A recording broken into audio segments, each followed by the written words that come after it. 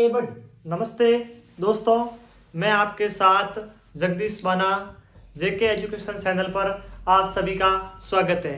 दोस्तों, हमने पिछली क्लास में पढ़ा था दो स्वरों वाले रैखिक समीकरण और उनकी थोड़ी सी बेसिक थी, वो जानकारी पड़ी थी, मतलब क्या होते हैं, कितने नंबर के क्वेश्चन आते हैं, किस प्रकार के। और दोस्तों, हमने 3.1 का जो क्वेश्चन नंबर प्रथम था, आफताब वाली आयु वाला, वो थोड़ा सा किया था। कहने का मतलब बीजगणितीय समीकरण थे, वो हमने निर्माण कर दिए थे। अब उसके बाद उसमें बीजगणितीय निर्माण के साथ साथ में हमें ग्राफ का भी पूछ रखा था और ग्राफ बनाना है। तो अभी ग्राफ, इस वीडियो में हम ग्राफ का निर्माण करते हैं। तो आपके पास में वहां पर अंतिम में समीकरण 1 और 2 पढ़े थे। समीकरण 1 है वो है x माइनस 7y बराबर माइनस के 42, और समीकरण दूसरा है वो है x प्लस 3y बराबर 6। दोस्तों, हम समीकरण 1 और 2 में एक किसी भी चर के मान रखेंगे और दूसरे चर का मान प्राप्त हो जाएगा। यहां पर आपको समीकरण 1 और 2 को देखिए, इनके अंदर x और y दो ऐसे चर हैं जिनके हमें मान पता नहीं है। कहने का मतलब, मैं यदि x का मान रखूंगा तो y का मान मेरे पास अपने आप आ जाएगा, यदि मैं y का मान रखूंगा तो x का मान अपने आप आ जाएगा। इसीलिए हम x या y का किसी एक का चर का मान रखेंगे अपनी इच्छा अनुसार या मर्जी अनुसार, तो दूसरे का अपने पास में आ जाएगा, जिसके द्वारा हम ग्राफ का आसानी से निर्माण कर सकते हैं। ग्राफ निर्माण करने के लिए आपको कम से कम चर संख्या के 3 मान रखने होंगे। न्यूनतम आप 3 मान रखकर ग्राफ का निर्माण कर सकते हैं। तो चलते हैं, हम मान रखते हैं। जब y बराबर, अब देखो यहां पर y बराबर आप कुछ भी मान सकते हो, 1 मानो, 2 मानो, 0 मानो, प्लस की संख्या कुछ भी मान सकते हो। लेकिन यहां पर आप समीकरण को देखते हैं ना, तो इधर क्या आ रखा है, माइनस के 42 आ रखते हैं। यदि मैं y का मान, इस समीकरण में y का मान यदि मैं 1, 2, 0 रखूंगा तो थोड़ा x का मान होगा तो बड़ा आएगा, तो हमारे को ग्राफ बनाने में थोड़ी समस्या आएगी, ग्राफ थोड़ा पैमाने में सेट नहीं हो पाएगा। इसीलिए हम क्या करते हैं, x का मान, y का मान है वो थोड़ा सा समीकरण को देखते हुए रखते हैं। यदि मैं y बराबर 7 रखूं, y बराबर 7 रखने पर यदि मैं y का मान 7 रखता हूं तो x बराबर क्या आएगा, x बराबर, ये देखो इस y वाले पद को मैं उधर पक्षांतर कर रहा हूं तो माइनस के 42, ये उधर जाके क्या हो जाएंगे, प्लस के हो जाएंगे। ये पक्षांतर इसलिए कर रहे हैं कि बाद में हमें काट छाट करने में कोई दिक्कत नहीं आए। यदि मैं पक्षांतर करके इधर लेके आएंगे तो 7y हो गए प्लस के। अब मैंने y बराबर क्या रखा था, y बराबर मैंने रख दिया था 7, तो ये 7 क्या हो जाएंगे, 7 से गुणा हो जाएंगे, तो x बराबर 42 माइनस के 42 प्लस के 49। अब ये 49 प्लस के हैं, ये 42 माइनस के, एक संख्या प्लस की है, दूसरी माइनस की है। तब दोस्तों, जिस संख्या का चिन्ह बड़ा होता है, जो संख्या बड़ी होती है उसका चिन्ह लगता है, और होती क्या है, बाकी होती है। तो अपने पास में x बराबर प्लस के 7 आ जाएगा। जब मैंने y का मान क्या रखा था, 7 रखा, तब x का मान भी क्या आया था, 7 आया। अब दूसरा देखो, जब y बराबर 6 रखने पर यदि मैं y का मान 6 रखूं तो मेरे पास में x बराबर माइनस 42 प्लस के 7 गुणा 6, x बराबर माइनस के 42 प्लस के 42, दोनों कट के क्या आ गया, 0 आ गया। जब मैंने y का मान 6 रखा तब x का मान क्या आया, 0 आया।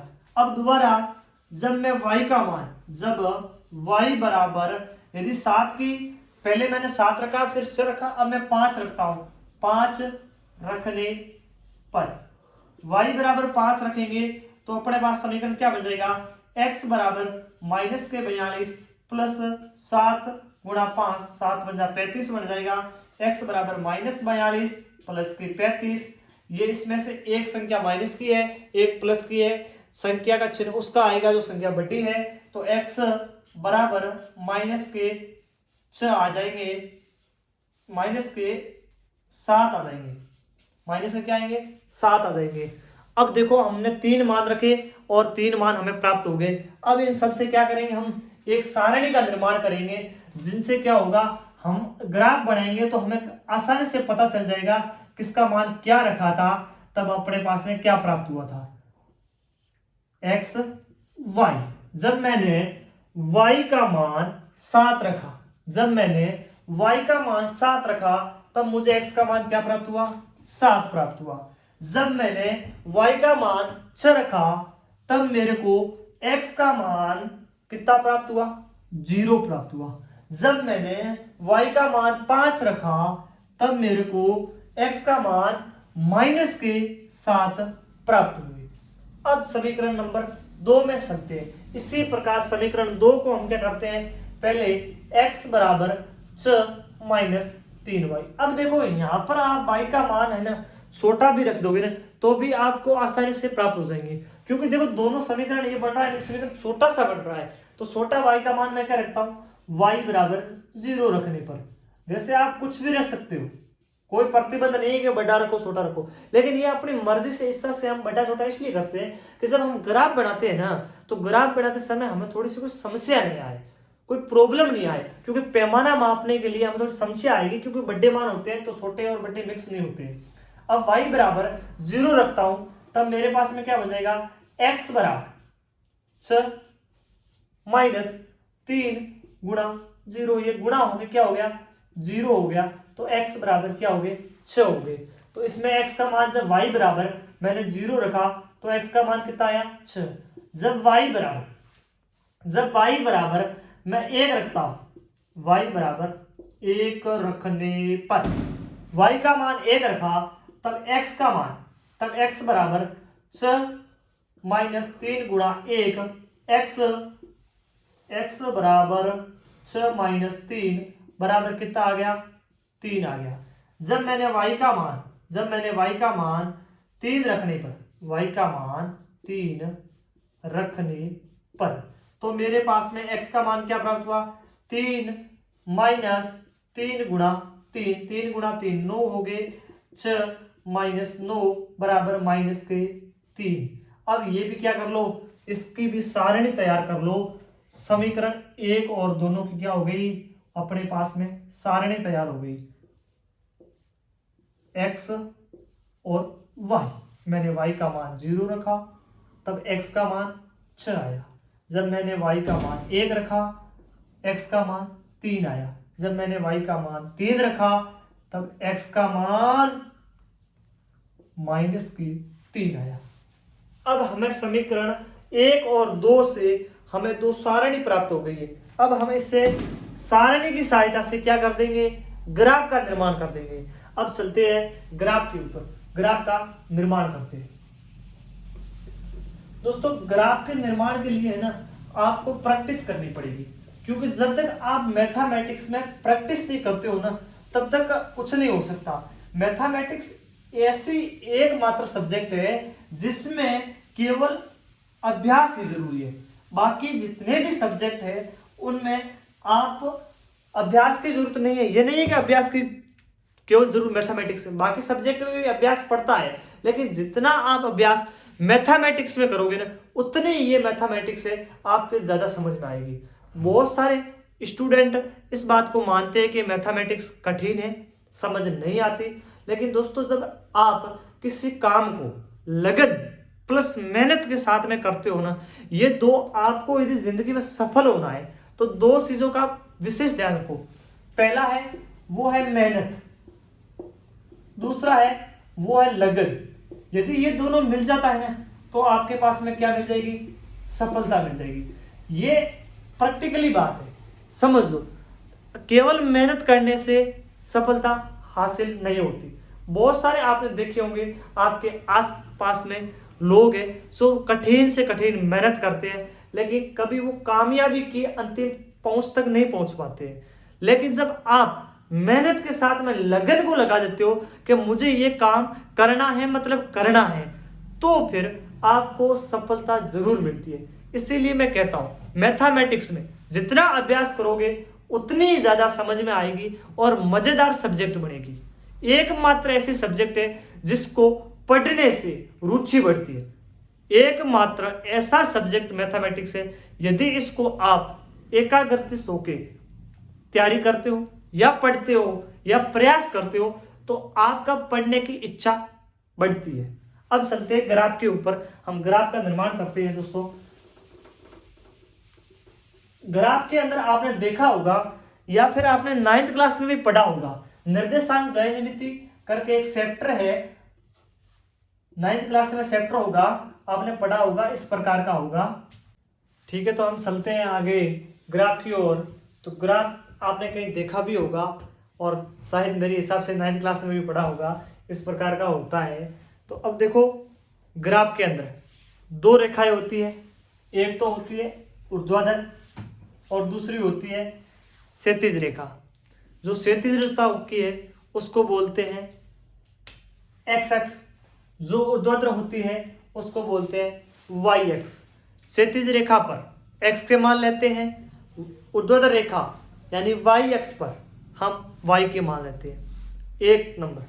दूसरा नंबर बात यह है, कई बार एग्जाम में भी पूछ लेते हैं, नहीं तो नॉर्मली किताबों में हमें ये बात मिलती है कि मूल बिंदु के निर्देशांक क्या होते हैं। तो मूल बिंदु के निर्देशांक 0,0 होते हैं, 0,0 होते हैं। मूल बिंदु होता है जो ये वाला पॉइंट होता है, और यहाँ पर एक्स अक्ष के भी और वाई अक्ष के दोनों के मान होते हैं वो 0 पे होते हैं, इसीलिए मूल बिंदु के निर्देशांक क्या होते हैं, 0,0 होते हैं।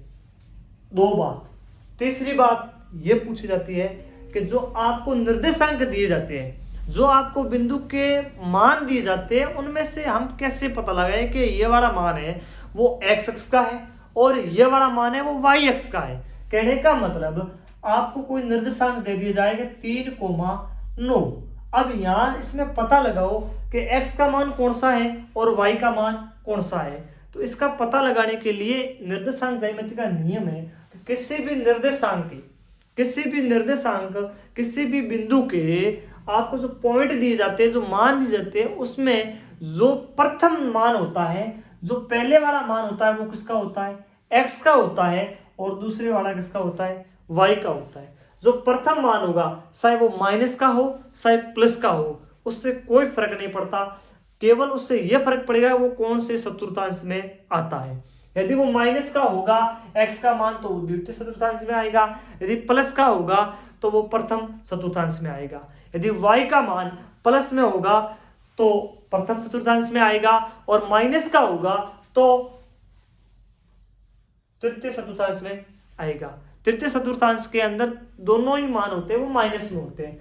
इस प्रथम चतुर्थांश, इसको बोलते हैं प्रथम, इसको बोलते हैं द्वितीय, इसको बोलते हैं तृतीय, इसको बोलते हैं चतुर्थ। इसमें सारे के सारे प्लस के होते हैं। जो प्रथम चतुर्थांश होते हैं इसमें x और y दोनों के मान किस में होते हैं, प्लस में होते हैं। इसमें x का मान तो क्या होगा, माइनस का होगा, लेकिन y का मान प्लस का होता है। इसमें तीसरा चतुर्थांश है, इसमें दोनों के मान होते हैं वो किस में होते हैं, माइनस में होते हैं। और चौथा चतुर्थांश है, इसमें x का मान प्लस का होता है लेकिन y का मान माइनस में होता है।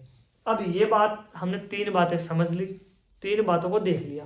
अब पढ़ते हैं ग्राफ में। ग्राफ में इनको पढ़ने के बाद में आपको एक सबसे बड़ी बात ध्यान रखनी है, वो है पैमाना। अब पैमाना क्या होता है, उसको कैसे लेते हैं, कैसे पता लगेगा कि हमें इसका पैमाना ये होगा और दूसरे क्वेश्चन का ये होगा। क्योंकि जो 10th क्लास की जो बोर्ड एग्जाम है उसमें 1 नंबर का यदि ग्राफ 6 नंबर का आता है तो 1 नंबर का पैमाना कर देते हैं, और यदि ग्राफ 4 नंबर का आता है तो आधे नंबर के आसपास उसका पैमाना कर देते हैं। तो हम लेते हैं पैमाना। पैमाना लेने के लिए आपको ये सारणी बना रखी दो, इनको गौर से देखो, इनमें मान कहां से कहां तक है। x का मान देखिए, x का मान -7 से लेकर प्लस के 7 से अधिक नहीं है। माइनस का 7 कम से कम है और ज्यादा से ज्यादा कितना है, प्लस के 7 है। और y का मान देखिए, y का मान सारे के सारे पॉजिटिव के अंदर है, और वो भी कहां से कम है, वो प्लस के 7 है, ज्यादा से ज्यादा प्लस के 7 है, और कम से कम है वो y का 0 मान है। कहने का मतलब जो y के सारे मान आएंगे वो इस चतुर्थांश या इस दोनों में ही आएंगे, इन दोनों में नहीं आएंगे जिनमें y का मान माइनस का है। अब देखो प्रथम पैमाना, पैमाना हम यहाँ ले ले या इसमें आएगा तो यहाँ पैमाना ले लेते हैं। नीचे वाली जो जगह है ये खाली है, इसमें कोई आने वाला मान नहीं है, तो यहाँ हमने पैमाना ले लिया, लिखा पैमाना। फिर एक्स अक्ष पर जो मान ले रहे हैं, जो छोटा सा ग्राफ के अंदर आपको इस प्रकार के ग्राफ बनाते हो या जो ग्राफ की जो कॉपी होती है उसके अंदर ऐसे बिंदु होते हैं, कहने का मतलब जो ऐसे वर्ग होते हैं ना, उन वर्ग में जो इस वर्ग की जो यहाँ से यहाँ की दूरी होती है ना, ये दूरी 1 सेंटीमीटर 1 मीटर बराबर होती है। तो इसका मतलब ये हो गया कि जो ये दूरियां है ना, इनको 1 सेंटीमीटर बराबर आपको लेना है, 1 सेंटीमीटर बराबर 1 इकाई, कितनी 1 इकाई। और दूसरा वाई अक्ष पर 1 सेंटीमीटर बराबर 1 इकाई, क्या लगे 1 इकाई। अब आगे देखो, इस वाली सारणी को देखो गौर से, पैमाना ले लिया, पैमाना लेने के बाद में आ लो सारणी पर देखो x अक्ष बराबर 7 है, तब y का मान भी 7 है। x अक्ष पे देखो, x अक्ष का कहाँ है, x अक्ष ये रहा,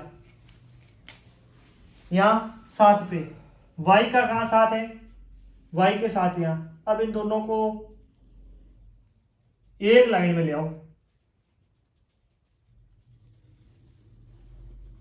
कहाँ मिल रही दोनों रेखाएं, यहां मिल रही है, तो क्या हो जाएगा 7,7।